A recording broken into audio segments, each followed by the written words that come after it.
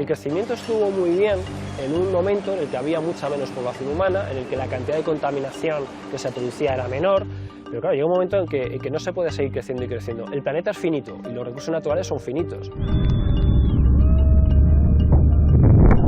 El crecimiento económico va con la especie. Digamos que si a los seres humanos se nos deja interactuar en libertad, la sociedad humana es una especie de Big Bang. Vamos cada vez más lejos. El problema tiene que ver con un cambio de chip mental, en la medida en que todos estamos imbuidos de la lógica de la producción, del consumo, de la competitividad, y salir de ese imaginario es muy difícil.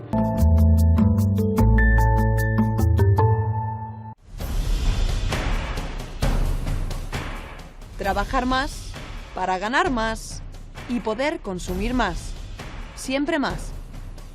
Es la premisa principal del capitalismo, crecer por crecer, y en ese crecimiento alcanzar la felicidad.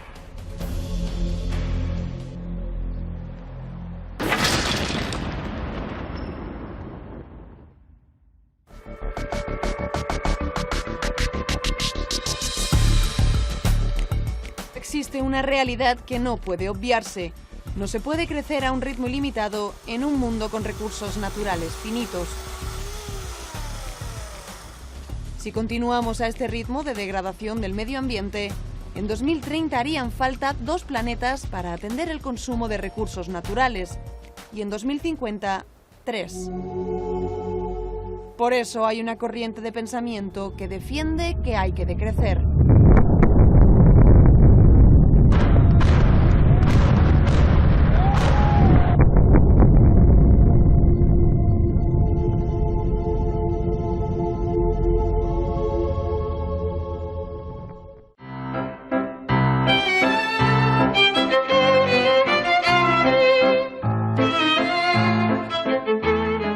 Algunas de las bases teóricas del decrecimiento se remontan al siglo XIX, aunque no es hasta principios de los 70 cuando se establece como una ideología.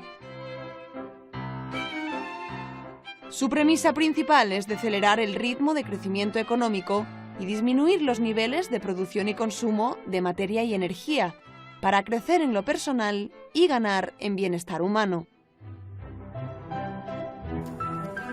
Pero para ello sería necesario cambiar las reglas del juego. Habría que repartir y disminuir el tiempo de trabajo, favorecer sistemas de producción y consumo más sostenibles, reducir las grandes infraestructuras productivas y de transporte, potenciar la vida local frente a la global y favorecer el ocio creativo. Si esto se consiguiese, los decrecentistas creen que incluso podrían ajustarse los desequilibrios económicos mundiales. Estas premisas parten de una reflexión básica: la posibilidad de vivir mejor en función de necesidades reales y no de necesidades ficticias, creadas por la publicidad y el sistema consumista. Se trata de buscar un equilibrio entre el ser humano y la naturaleza. ¿Pero es el decrecimiento viable o es solo una utopía?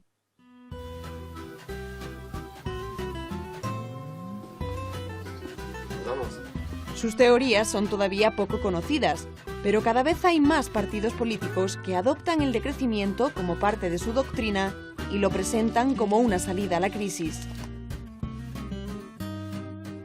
Quienes lo defienden quieren que el decrecimiento pueda ser una opción y no una dramática realidad impuesta cuando el planeta ya no pueda dar más de sí. ¿La economía actual va por buen camino? Resulta difícil encontrar gentes que afirmen que la economía actual va por el buen camino. Ni siquiera en el caso de que el sistema consiguiese dejar atrás la crisis que hemos dado en llamar financiera, me temo que los datos serían muy optimistas. ¿Por qué? Porque hay otras crisis que están por detrás y que estamos marginando permanentemente, y entre ellas, en lugar principal, la crisis ecológica. Me parece que son estos unos años perdidos en lo que respecta al encaramiento del problema de los límites medioambientales y de recursos del planeta, con lo cual no hay ningún motivo, a mi entender, para afirmar que la economía va bien. Si seguimos con este ritmo de crecimiento, ¿el mundo puede dejar de ser lo que es en la actualidad? Intuyo que lo que está en el futuro no es simplemente una crisis o una recesión, sino el hundimiento de la propia civilización capitalista, algo que me parece que es una materia suficientemente grave de reflexión que, sin embargo, falta en el discurso mediático y en el discurso político.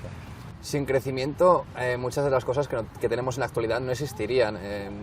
¿También puede ser un perjuicio el decrecimiento de cara a la evolución de la especie o no? Si alguien me dice que en determinados momentos y sociedades en el pasado el crecimiento económico ha contribuido a generar riqueza y bienestar, lo aceptaré de buen grado. No es una crítica ontológica del crecimiento. Lo que hacemos desde la perspectiva del decrecimiento es señalar cuáles son las secuelas del crecimiento aquí y ahora, en el mundo opulento y en el inicio del siglo XXI, y empiezan a acumularse los datos que sugieren que el crecimiento no genera cohesión social, tiene una relación mucho más liviana de lo que pudiera parecer con la creación de puestos de trabajo, se traduce en agresiones medioambientales probablemente irreversibles, provoca el agotamiento de recursos básicos que no van a estar a disposición de las generaciones venideras, ratifica una relación de expolio con respecto a los recursos, las riquezas de los países del sur y en términos casi individuales tiene poco que ver con nuestro bienestar, con nuestra felicidad. Me temo que son argumentos suficientemente fuertes para contestar la idoneidad de la lógica del crecimiento en el mundo opulento y en el inicio del siglo XXI. Se habla de que podemos dejar de tener recursos en un futuro, pero dicen que siempre hay alternativas. Sabemos que hay un problema muy grave, pero esperamos de manera mágica que aparezcan soluciones tecnológicas que permitan encararlo. Creo que no es una manera inteligente de actuar, tanto más cuanto que, repito, no hay muchos motivos para pensar que el crecimiento y el consumo guardan una relación estrecha, fácilmente identificable con el bienestar y con la felicidad. ¿Es factible en el momento actual aplicar un modelo decrecentista? El problema principal, desde mi punto de vista, con la perspectiva del decrecimiento, no es técnico. El problema tiene que ver con un cambio de chip mental, en la medida en que todos estamos imbuidos de la lógica de la producción, del consumo, de la competitividad, y salir de ese imaginario es muy difícil. Creo que esta es la tarea principal que tenemos que encarar, pero subrayo, no aprecio grandes problemas técnicos en el despliegue de un programa de decrecimiento. ¿Somos igual de responsables todos de la situación actual del capitalismo? Obviamente no. Cuando en un país como España se ha dicho que hemos vivido por encima de nuestras posibilidades, esa frase tenía un significado diferente si antes introducíamos una crítica frontal del capitalismo y de sus prácticas financieras especulativas, o si por el contrario no lo hacíamos. Si no asumimos esa crítica, me temo que la frase queda como hueca. El responsable principal de lo que tenemos es el capital. La creación de la huella ecológica, su expansión notabilísima, es una consecuencia de los hábitos de quienes dirigen el capitalismo. Se han aumentado los controles sobre el tema de la polución, sobre el tema de... Bueno, hay cánones para que no se contamine. ¿Esto no es una solución? Es un parche y creo que la propia comunidad internacional, sea lo que significa este término, lo sabe. Creo que los esfuerzos realizados al calor del protocolo de Kioto ya eran muy livianos en el momento en el que el protocolo se ultimó, y en un escenario como el presente me parece que hay un acuerdo general con respecto al hecho de que lo que ha venido después de Kioto, lejos de significar un afianzamiento de esas medidas, implica más bien una relajación. ¿Qué futuro, qué herencia vamos a dejar si seguimos por este camino? He utilizado varias veces la palabra colapso. Creo que ya no se trata de hablar de herencias, tendremos que preguntarnos si vamos a entregar un planeta que sea habitable, vivible, y si los procesos en curso siguen adelante conforme a las claves actuales, mi intuición es que esto no va a ser así. Ojo, que no estoy hablando de algo que vaya a cobrar entidad dentro de 100 años, estoy pensando en 20 o 30 años. Me temo que si acumulamos los datos que proceden del cambio climático, del agotamiento de las materias primas energéticas y del despliegue orgulloso de un proyecto neoliberal que cancela derechos sociales a través de fórmulas crecientemente autoritarias, tendremos una bola muy delicada que puede conducir directamente al colapso.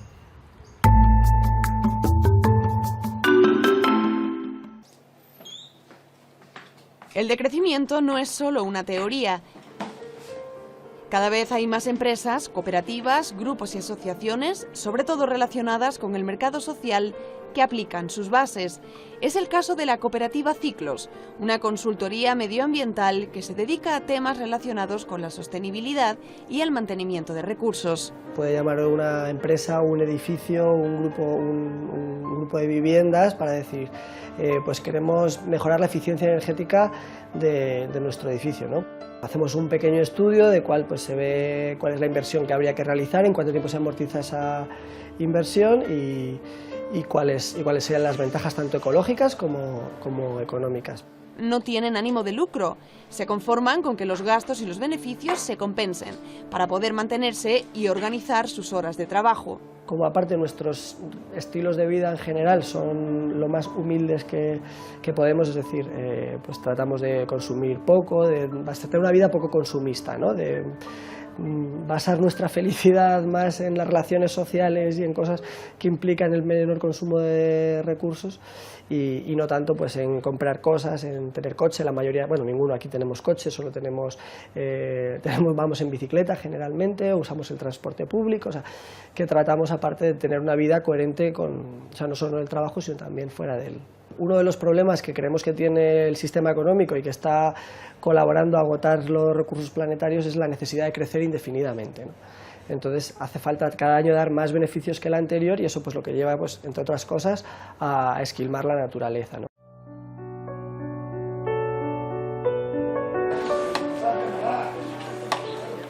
Otro ejemplo es la cooperativa Goteo, que promueve la cultura sostenible y de la que Marta es socia.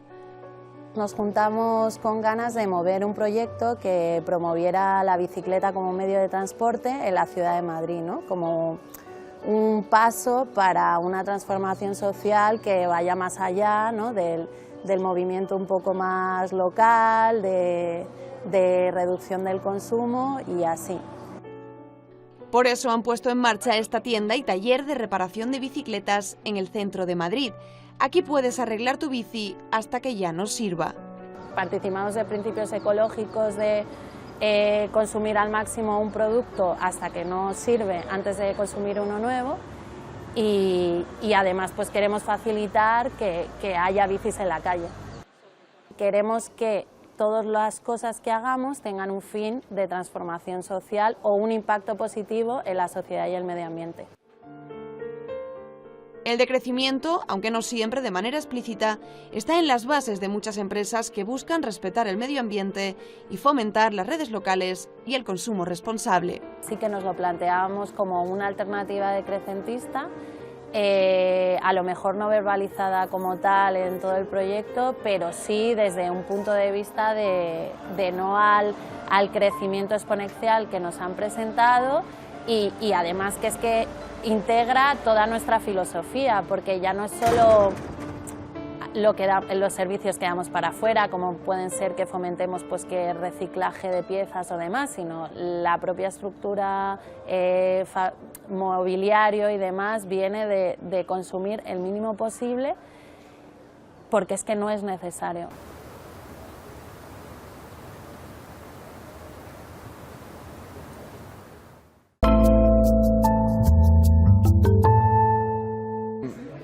¿El modelo económico actual es el correcto? Sí, es el correcto. Le hace falta muchísimo ajuste, más liberalización, más libertad de comercio, la eliminación absoluta de los aranceles en todo el mundo y la disminución del tamaño de los gobiernos a nivel global. Pero el modelo económico capitalista es el correcto, es el que mejor asigna los recursos, el que mejor coordina y eso se ha demostrado. ¿Los recursos están bien repartidos? Los recursos naturales, ¿quieres Sí. decir? Bueno, hay países con más suerte y países con menos. Los hay que tienen petróleo y los hay que no tienen nada.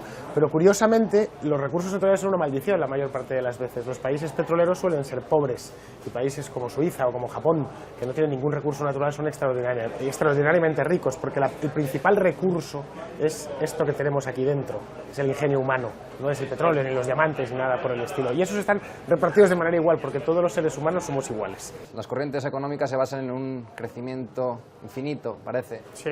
Este crecimiento infinito es real. El crecimiento económico va con la especie. Digamos que si a los seres humanos se nos deja interactuar en libertad, la sociedad humana es una especie de Big Bang. Vamos cada vez más lejos. El último millón de años es un ejemplo de lo que hemos pasado. Y no hace falta los últimos 6.000 años. Hemos pasado de vivir en cuevas a estar aquí confortablemente sentados a través de un medio que, bueno, a nuestros abuelos les hubiera parecido, a nuestros bisabuelos, ciencia ficción, como es la televisión, ¿no? O internet, no digamos ya. Y eso es así, y podemos crecer, ya. Llegará el momento en que pasemos a otros planetas, a especies se Eso distribuirán parece por la más una galaxia. filosofía o una magia que una realidad científica. Esto era magia para nuestros bisabuelos, la tele era magia, y hoy es una realidad. No puede crecer infinitamente algo. Es que es no sé, creo que tu planteamiento es muy teleológico. ¿Es a dónde queremos llegar? Es que a lo mejor no queremos llegar a ningún lado. Simplemente queremos hacemos? vivir y vivir mejor. Para que nosotros vivamos como vivamos, hay otros que viven peor. No, eso no es verdad. ¿No? Eso no es cierto. Eso es verdad en un sistema en el que triunfa la rapiña, en el que se da la riqueza como un bien dado, un sistema típicamente socialista. Pero para que el petróleo nuestro sea barato, hay otros países que tienen unas condiciones laborales y unas condiciones de vida mucho inferiores que las nuestras. Sí, para que puedas llevar unas zapatillas Nike, alguien las tiene que fabricar. Antes las fabricábamos en Europa y las fabrican en Vietnam, pero nadie les obliga a fabricarlas. Nuestro país salió del subdesarrollo fabricando barato. Es decir, en la España de 1959 era uno de los países más pobres del mundo, no de Europa. España del 59, han pasado 50 años, ¿eh? Siempre tiene que haber alguien que fabrique barato o que tenga malas condiciones para que nosotros estemos así o esto siga evolucionando. No necesariamente, hay trabajos que desaparecen. De hecho, muchos trabajos que hoy existen, trabajos sobre todo mal pagados y aburridos, lo harán máquinas el día de mañana. De la misma manera que hay muchos trabajos que hacían personas. Hacer un simple periódico, hace 25 años, era un trabajo de chinos. Hoy todo lo hacen ordenadores, básicamente. Lo que es la parte de diseño, los maquetadores tenían que cortar, bueno, era un trabajo horroroso. Nos podemos despedir del pleno empleo. No, habrá pleno empleo. Lo que pasa es que pleno empleo Sí, hay basado en sustitutos del trabajador, pero las basado en el máquinas. conocimiento. Nuestra economía cada vez es más intensiva en conocimiento y menos intensiva en mano de obra, digamos, manual, de trabajo manual. Y eso es bueno. Podemos dedicar más tiempo a explotar nuestra verdadera ventaja comparativa con respecto a los animales, que es, insisto, lo que tenemos dentro. Quien no tenga recursos para entrar en ese sistema libre, ¿cómo puede hacer para sobrevivir? Siempre todos tenemos algún recurso, ¿eh? Todos. Estoy hablando de las personas sanas. Y las otras personas, los seres humanos, tenemos algo que no tienen los animales, no tienen los perros ni los gatos, que es una solidaridad natural, una caridad que nos es natural. Cuando vemos a un semejante en problemas, cuando una viejecita se cae por la calle, concurren varios a ayudarla. De verdad. Es tal cual. Sí, Yo cuando pero- veo a alguien por la calle voy a pero ayudarle. En la calle sí, pero por ejemplo, una persona es desahuciada, una persona tiene problemas económicos mayores, no acude todo el mundo a rescatarle. Cuando fue el maremoto del Índico en 2004, entró muchísimo más dinero de las charities privadas, de las instituciones de caridad privada del mundo desarrollado, del que mandaron todos los estados juntos. Muchísimo más. Si hay tanta gente generosa, ¿por qué existe tanta pobreza?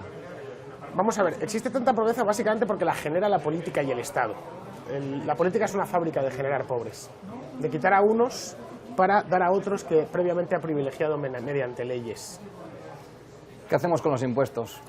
Pues o bajarlos o eliminarlos. Es decir, lo ideal sería que a nivel mundial se pagasen los impuestos que se pagan hoy en las Islas Vírgenes o en Liechtenstein o en Singapur.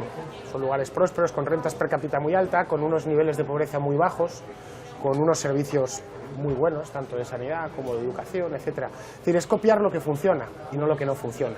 Lo que funciona son esos pequeños países con impuestos bajos. Sigamos todos el mismo camino, ¿no? Pero, por ejemplo, si no hay impuestos, tema sanidad, tema educación, todas estas cosas, ¿cómo se pagan?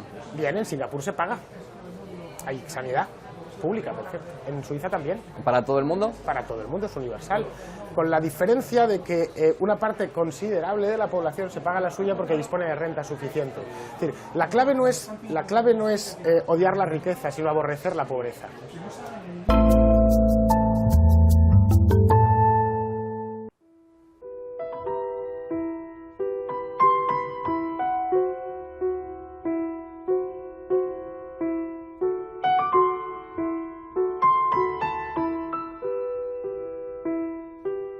La mayor parte del mundo consume. Adquirimos y hacemos uso de lo necesario para cubrir nuestras necesidades vitales. Pero en los países desarrollados, además, somos también consumistas. Es decir, tenemos una tendencia inmoderada a adquirir, gastar o consumir bienes no siempre necesarios. Y ahí está la clave, en la necesidad, provocada por un modelo capitalista que asocia el afán de consumir a la satisfacción personal.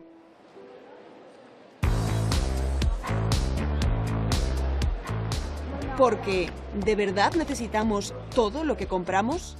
Cada habitante de la Unión Europea tira a la basura 179 kilos al año de productos alimenticios en perfecto estado. De media, producimos 1,5 kilos diario de basura. 1 de cada 3 europeos compra más de lo que necesita, y en 5 de cada 100 casos, esta afición por las compras puede acabar en una enfermedad psicológica. Tan solo en España, casi el 40% de la población compra más de lo que necesita. Yo diría que más de un 40%. Por impulso, además las mujeres normalmente estamos tristes, salimos a comprar. Cualquier problema que tengamos lo solucionamos comprando. Yo creo que los españoles y todos, que se compra más de lo que se necesita. He dicho, ay, esto está bien de precio, lo compro y no me hace falta. ¿Usted qué ha comprado hoy? Una camisa. ¿La necesita? No, sin embargo me gustó y la compré. No sé por qué la compré, pero la compré. El ser humano es más de tener que de ser. Y entonces, pues así está la sociedad, claro. ¿Podemos seguir así?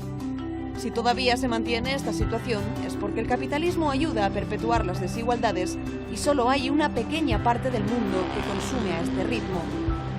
Si los países en vía de desarrollo alcanzasen nuestro nivel de consumo, el colapso del planeta sería inmediato.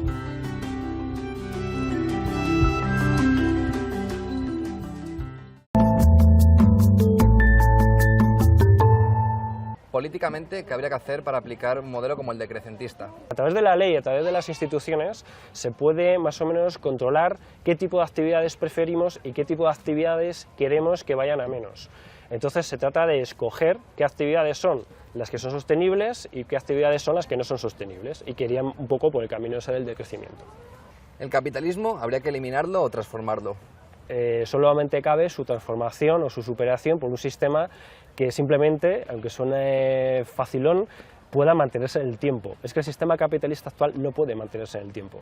¿El Estado pone trabas a alternativas económicas o a nuevos modelos que pueden ser más sostenibles en el tiempo y menos dañinos? Totalmente. O sea, actualmente la política española pone trabas, pone toda clase de impedimentos hacia la sostenibilidad. Trata de fijarse en los cánones económicos del siglo XX, por no decir a veces incluso de los del XIX, impidiendo pues, el uso de energías renovables, impidiendo la movilidad sostenible.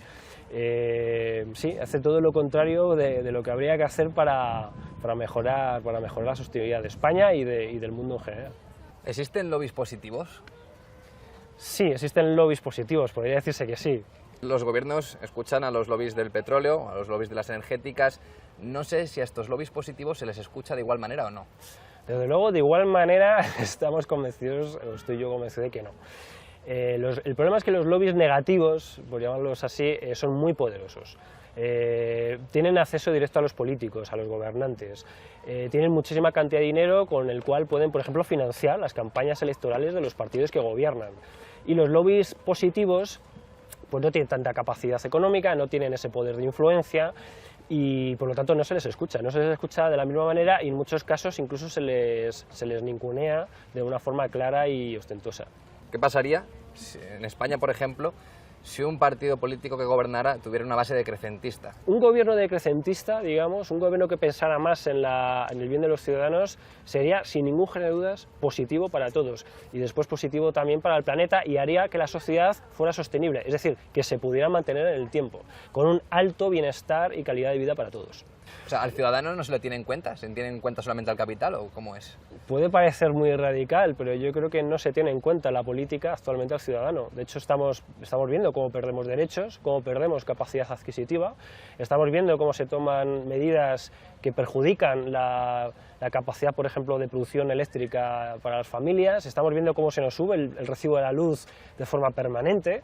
Y estamos viendo que un montón de cosas que serían muy positivas para la población no se hace. Por ejemplo, ¿por qué no se sube los impuestos a los tramos más altos, a los grandes patrimonios, y sin embargo se suben los impuestos a la gente en nómina y que menos poder adquisitivo tiene? ¿Un gobierno podría aplicar de una manera radical el decrecimiento o hay que hacerlo de una manera progresiva o cómo se podría instaurar? Tiene que ser seguramente de una manera progresiva. Tiene que haber una transición entre el modelo económico de desarrollo social actual y digamos que un modelo de sociedad sostenible. O sea que esto no tiene que ser de la noche a la mañana, ¿no? Puede llevar un proceso intermedio. Se necesita.